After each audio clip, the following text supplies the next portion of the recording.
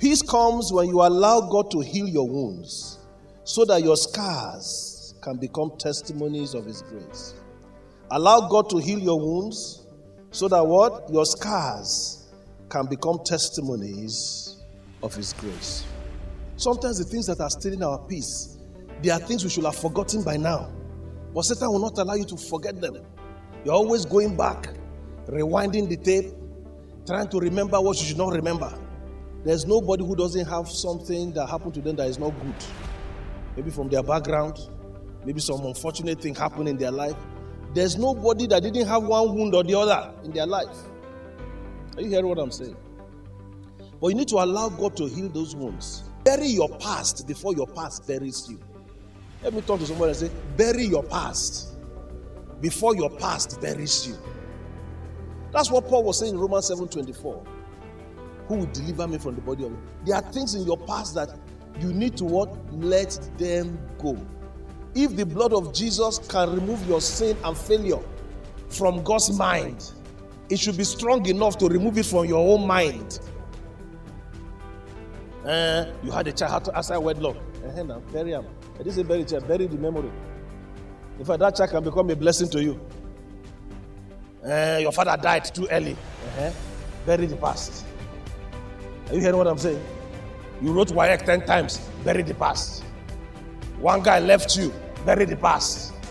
Somebody took your money, bury the past. Otherwise, you know what you are doing? You are working with corpses. Corpses of brothers, sisters, in-laws, all kinds of corpses. Staff, the one will call you goat, the one will call you animal, the one will call you whatever. You still in work out with it. Who is killing who? You're killing yourself. How do I know I'm healed? When the name of that person does not upset me anymore. When I think about that memory and I can say like Joseph, what you meant for evil, God has worked it for my good. Or maybe if I'm still in process, I can say God is working it for my good. Am I talking to somebody here? Joseph's brothers, they sold him. They told his father, animal has killed him.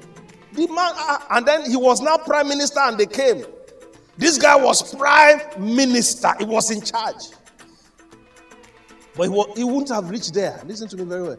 He will not have reached that position if he had been carrying the corpse of his brothers all his life. I choose to forgive you by force. For God to bring a resurrection into your life, you need to let people go. Otherwise, you are walking around with corpse. Jesus, when he rose from the dead, you know he was wounded. There was hole in his hands, hole in his feet. The wound was healed, but the scar was still there.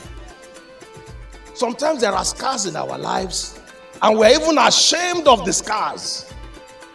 Many people don't know, say, I go through this problem. No. They need to know. Because the Bible says, with the comfort we are comforted, we can comfort other people. Somebody can be going through the same, say, see, he don't heal, but see the hole from my hand. You too can be healed from that problem. Oh, am I talking to somebody in the house?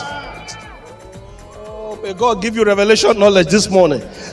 My wounds are healed, but I'm not ashamed of my scars because they're a testimony of the grace of God that God brought me through that situation and He brought me to a wealthy place.